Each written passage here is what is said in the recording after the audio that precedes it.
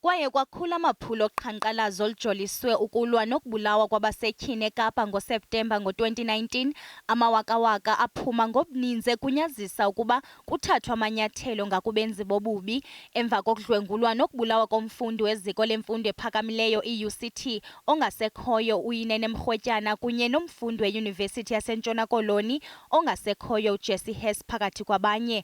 UIindaba owayengumsebenzi waseposini wavuma ukuba nguye wadlwengula wabulala ngongenalusini uYinene Mrhwetyana kwaye wagwetywa ubomi entolongweni izihlandlo ezintathu. Ukanti amadoda amabini uDavid van Boven kunye noTaslim Ambrose abatyholwa ngokubulala uJesse Hess kulindeleke ukuba baxoxe ityala labo kulo nyaka uzayo. Amatshantliziyo agxeka kabukhali ukuhlehliswa kweli tyala. Ngethuba kukhunjulwa uYinene Mrhwetyana kulo nyaka, kukhutshwe isiphakamiso esimemelela ukuba kusekwe ibhunga likazwelonke eliza kujongana nokuxhatshazwa kwabasetyhini nabantwana kwaye kumemelelwa ukuba iingxaki ezikwicandelo elihlola incindi yofuzo zisonjululwe ngokukhawuleza ukuze kungabikho libaziseko ekuxoxeni amatyala.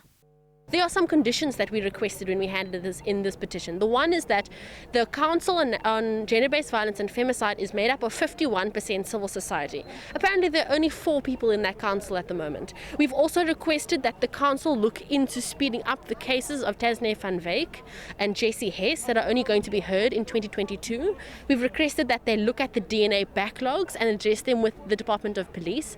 And then we have also requested that they do a feasibility study on converting the post office into a wellness center for survivors. Zingaphaya kwamawaka lishumi iziganeko zodlwengulo ezibikwe kwikota yokuqala yalo nyaka.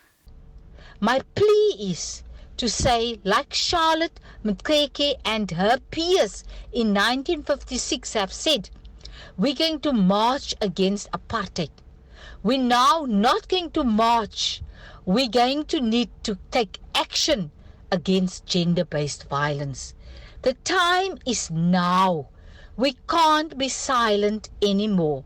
Amatshantliziyo athi kufuneka ibe luxanduva lawo wonke ubani uqinisekisa ukhuseleko lwabasetyhini nabantwana ngazo zonke iintsuku.